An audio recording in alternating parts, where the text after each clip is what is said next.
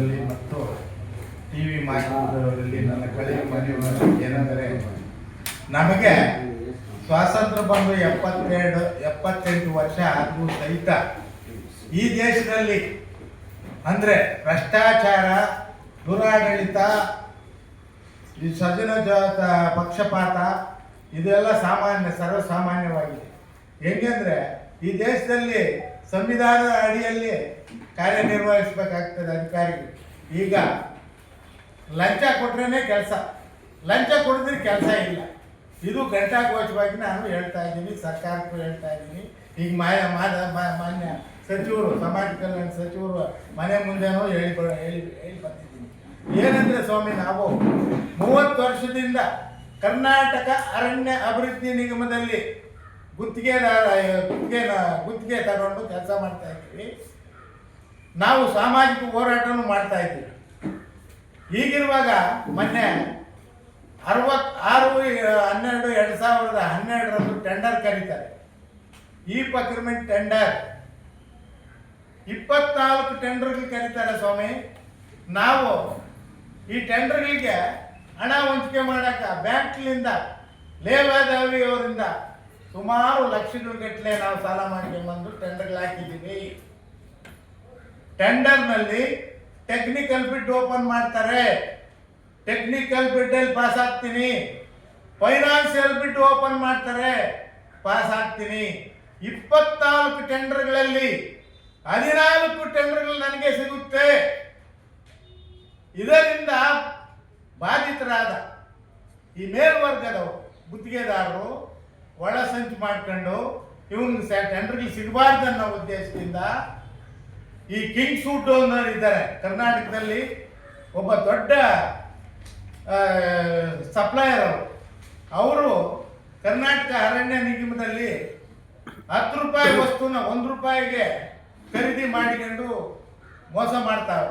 ಇವರು ಮತ್ತು ಗುತ್ತಿಗೆದಾರರೆಲ್ಲ ಸೇರಿ ನನಗೆ ಯಾವುದೇ ಕಾರಣಕ್ಕೂ ಟೆಂಡರ್ಗೆ ಸಿಗಬಾರ್ದು ಅನ್ನೋ ಉದ್ದೇಶದಿಂದ MD ಮ್ಯಾನೇಜಿಂಗ್ ಡೈರೆಕ್ಟರ್ ಯಾರು ವಿಜಯಮೋಹನ್ ರಾಜ್ IFS ಮತ್ತು ಕಾರ್ಯನಿರ್ವಾಹಕ ನಿರ್ದೇಶಕ ಶಿವಮೊಗ್ಗ ಹನುಮಂತರಾಯಪ್ಪ, ವಿಭಾಗೀಯ ವ್ಯವಸ್ಥಾಪಕರಾದ ಸುರೇಶ್ CN ಇವರಿಗೆ ಒಳಸಂಚು ಮಾಡ್ಕೊಂಡು ಒಳ ಒಪ್ಪಂದ ಮಾಡಿಕೊಂಡು ಲಕ್ಷಾಂತರ ರೂಪಾಯಿ ಲಂಚ ಕೊಟ್ಕೊಂಡು ಇವತ್ತು ನನ್ನ ಟೆಂಡರ್ಗಳನ್ನ ವಿನಾಕಾರಣ ಇವನಿಗೆ ಮುಂದೆ ಬರಬಾರ್ದು, ಪರಿಶಿಷ್ಟ ಜಾತಿಯವನು ಮುಂದೆ ಬರಬಾರ್ದು, ಇವನು ತಪ್ಪಿಸ್ಬೇಕನ್ನೋ ಉದ್ದೇಶದಿಂದ ಅಧ್ಯಕ್ಷರು ತಿಂದಿದ್ದಾರೆ, ಅಧ್ಯಕ್ಷರು ಮಾಡಿದ್ದಾರೆ. ಅಧ್ಯಕ್ಷರು ಅವರೇ, ಅಧ್ಯಕ್ಷರ ಮನೆಗೆ ಹೋಗ್ತಾನೆ ಕಿಂಗ್ ಸೂಟ್ ಅವರು, ಕಿಂಗ್ ಸೂಟ್ ಫರೂಕ್ ಅಂತ ಇಲ್ಲಿ RT ನಗರದಾಗ ಇದ್ದಾನೆ, ದೊಡ್ಡ ಕಾಂಟ್ರಾಕ್ಟ್. ಇವರೆಲ್ಲ ಹೋಗಿ ಅಧ್ಯಕ್ಷರು ಒಳಗೊಂಡು ಅಧ್ಯಕ್ಷರಲ್ಲಿ ಮಾತಾಡ್ಕೊಂಡು MDಗಳು ಕರೆಸಿ, EDಗಳು ಕರೆಸಿ, ಅಧಿಕಾರಿಗಳು ಕರೆಸಿ ನನ್ನ ಟೆಂಡರ್ಗಳನ್ನ ಇವರು ಕನ್ಸಿಡರ್ ಮಾಡದೆ ಬೇರೆ ಟೆಂಡರ್ ಕರೆದಿದ್ದಾರೆ. ಇದು ಸಮಂಜಸವಾಗಿದೆ ಸ್ವಾಮಿ. ದಲಿತರ ಉದ್ಧಾರ, ದೇಶದ ಉದ್ಧಾರ. ಎಲ್ಲಿ ಉದ್ಧಾರ? ದುಡ್ಡು ಕೊಟ್ಟರೆ ಉದ್ಧಾರ. ಇನ್ನೂ 100 ವರ್ಷ ಹೋದ್ರೂ ಸಹಿತ ನಮಗೆ ನ್ಯಾಯ ಸಿಗೋದಿಲ್ಲ. ಎಲ್ಲ ಟೆಂಡರ್ಗಳಲ್ಲೂ ನಾವು ಟೆಂಡರ್ನಲ್ಲಿ ಅಕ್ಸೆಪ್ಟ್ ಆಗಿದ್ರು ಸಹಿತ ಯಾವ ಉದ್ದೇಶದಿಂದ ನನ್ನ ಕ್ಯಾನ್ಸಲ್ ಮಾಡಿ ಇವರು ರೀಟೆಂಡರ್ ಕರೀತಾರೆ? ಭ್ರಷ್ಟಾಚಾರದಲ್ಲಿ ಮುಳುಗಿ ಎದ್ದೇಳ್ತದೆ ಕರ್ನಾಟಕ ಫಾರೆಸ್ಟ್ ಡೆವಲಪ್ಮೆಂಟ್ ಕಾರ್ಪೊರೇಷನ್. ಅಲ್ಲಿ ಕೇಳೋರಿಲ್ಲ. ನಿವೃತ್ತಿ ಆಗಿರೋರಿಗೆ ಕೆಲಸಕ್ಕೆ ತಕೊಂಡು 60,000 ರೂಪಾಯಿ ಸಂಬಳ ಕೊಡ್ತಾರೆ. ಇನ್ನೊಂದು ಅಡ್ವಾನ್ಸ್ ವರ್ಕ್ ಕ್ಲೋಸ್ ಮಾಡ್ತಾರೆ, ಟೆಂಡರ್ಗೆ ಕರೆಯೋದಿಲ್ಲ. ಸರ್ಕಾರ, ಘನ ಸರ್ಕಾರ ತುಂಡು ಗುತ್ತಿಗೆ ರದ್ದು ಮಾಡಿ ವರ್ಷಗಳಾಯ್ತು. ಇವತ್ತು ತುಂಡು ಗುತ್ತಿಗೆ ಮಾಡಿ ಲಕ್ಷಾಂತರ ರೂಪಾಯಿ ಹೊಡಿತಾರೆ.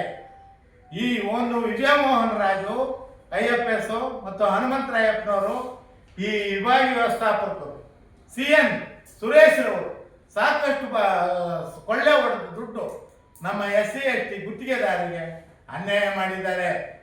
ಸಂವಿಧಾನದಲ್ಲಿ ನಮಗಾಗಿ ಅವಕಾಶಗಳಿವೆ, ಅವಕಾಶಗಳಿದ್ರೂ ಸಹಿತ ನಮ್ಮನ್ನು ವಂಚನೆ ಮಾಡಿ ಇವತ್ತು ನನ್ನ ಬೀದಿ ಪಾಲು ಮಾಡಿದ್ದಾರೆ. ನಾನು ಲಕ್ಷಾಂತರ ರೂಪಾಯಿ ಸಾಲ ಮಾಡಿ ನಾನು ಬೀದಿ ಪಾಲು ಸಾವು ಬದುಕಿನಲ್ಲಿ ಹೋರಾಡ್ತಾ ಇದ್ದೀನಿ. ಇಂಥ ವ್ಯವಸ್ಥೆ ನಮ್ಮ ದೇಶದಲ್ಲಿ ಬೇಕಾ ಸ್ವಾಮಿ? ಪ್ರಜಾಪ್ರಭುತ್ವ ರಾಷ್ಟ್ರ ಇದು, ಪ್ರಜೆಗಳಿಗಾಗಿ ಇರುವಂತ ದೇಶ, ನಮಗಾಗಿ ಅಧಿಕಾರಿಗಳು ನಮ್ಮಿಂದ ನಮ್ಮ ಟ್ಯಾಕ್ಸ್ಗಳು ತಿಂದು, ನಮ್ಮ ಟ್ಯಾಕ್ಸ್ಗಳೆಲ್ಲ ಇವರು ಸಂಬಳಗಳು ಕೊಟ್ಟು ಇವರು ನಮ್ಗೆ ವಂಚನೆ ಮಾಡ್ತಾರಂದ್ರೆ ಇನ್ನು ನಾವು ಏನು ಹೇಳ್ಬೇಕಾಗಿದೆ ಸ್ವಾಮಿ?